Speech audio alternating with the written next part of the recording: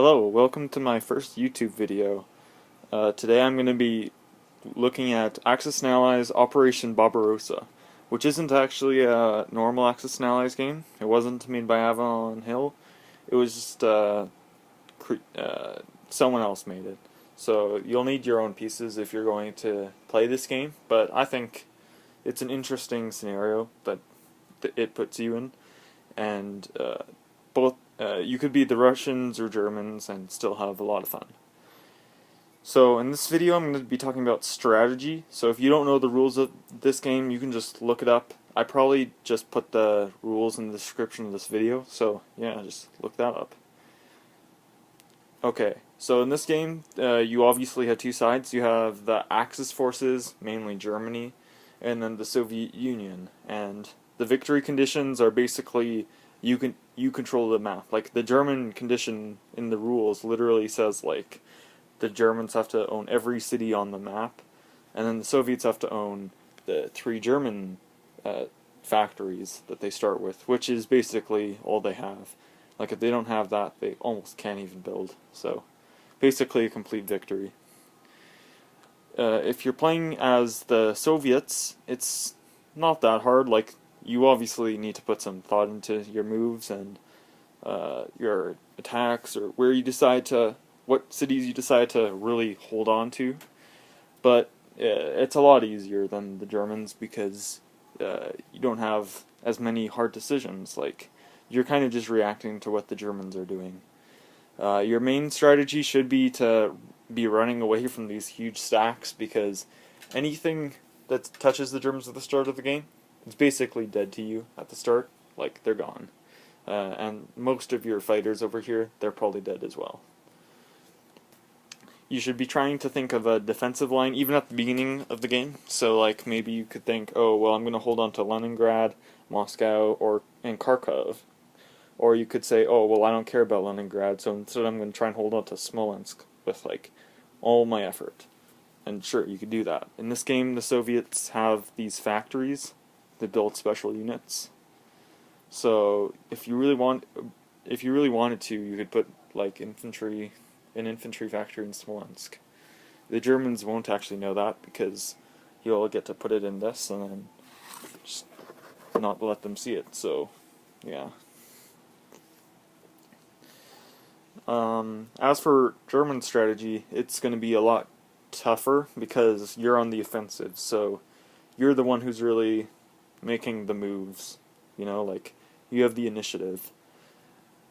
Your forces are split into 3 army groups by these blue lines, which is kind of a disadvantage because they can only attack, like, individually. But thankfully, like, the cities are mainly only in the fronts. Like, there's no city that's, like, or most cities aren't directly on the line, so that's good. There's basically 3 types of German strategies in this game. There's a northern-centered strategy, a center-centered strategy, and a south-centered strategy. In a northern-centered strategy, the Germans go, well, there isn't much in northern Russia, so if I just quickly take all that, I'll get all that production, but then I'll also be able to send all of my guys into other fronts where they can do more damage and get even more resources. If the Soviets were to actually, like, see you do that, you know, make giant stacks of guys and around this region, and decide to put their whole army in Leningrad or something, and you can't stand up to that, it's not that much to worry about, because if you have your guys positioned right in Luga or something, you might be able to cut the railway here, which is pretty significant in this version of Axis and Allies, because it basically means you can just march on to Moscow, and all you fight there is anything they had built in the past few turns, while their main army up in Leningrad is trapped to do whatever. The next strategy you could do is a center-centered strategy. In this strategy, you kind of do what General Guderian wanted, but he didn't get. It's basically to put all your energy into the southern front and rush to Moscow as fast as you can. And it is true that if you take Moscow in this game, you probably have won, because, as the Germans at least, because Moscow is worth 10, it can build any unit, and it's the main rail network that connects all of Russia to the rest of itself. So, as long as you can hold it for a round, you should be able to win after taking it. The only problem with the strategy is that because Moscow is so connected with everything, if the Soviets see a huge giant panzer force coming towards it, they can just put everything into it. Like, if they really wanted to, they could just leave Leningrad and defend Moscow, because Moscow is way more important. So the only, if you are going to do that, I would say only do that if you're fighting someone who's inexperienced, or do it if you can do it without them noticing, like, pretend like you're going further north or south, but then in the end going after Moscow as quick as you can. Or, my favorite in this strategy, you could try and go to Moscow, but then right when you're near it and they have their whole army there, instead you just go south or something, cut off the railway, and then suddenly you might have like a bunch of resources like down here, which might just make you win based off of production, because the Soviets won't be able to keep up with your builds.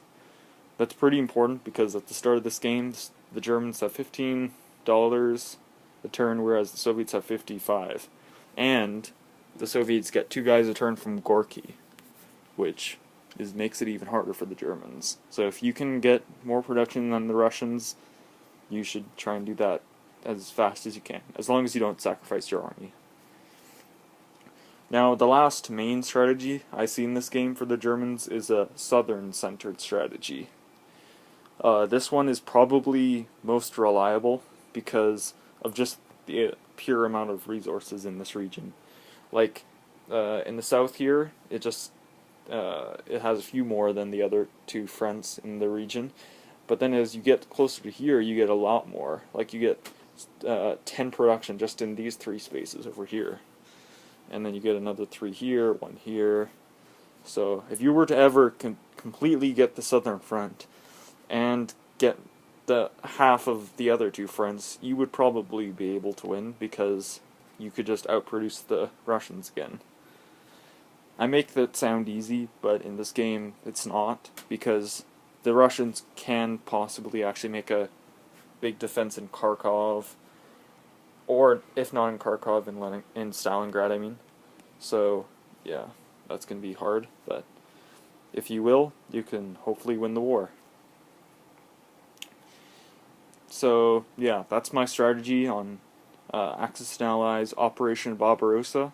If you have anything that you want to say, like if you think I got anything wrong or right, tell me.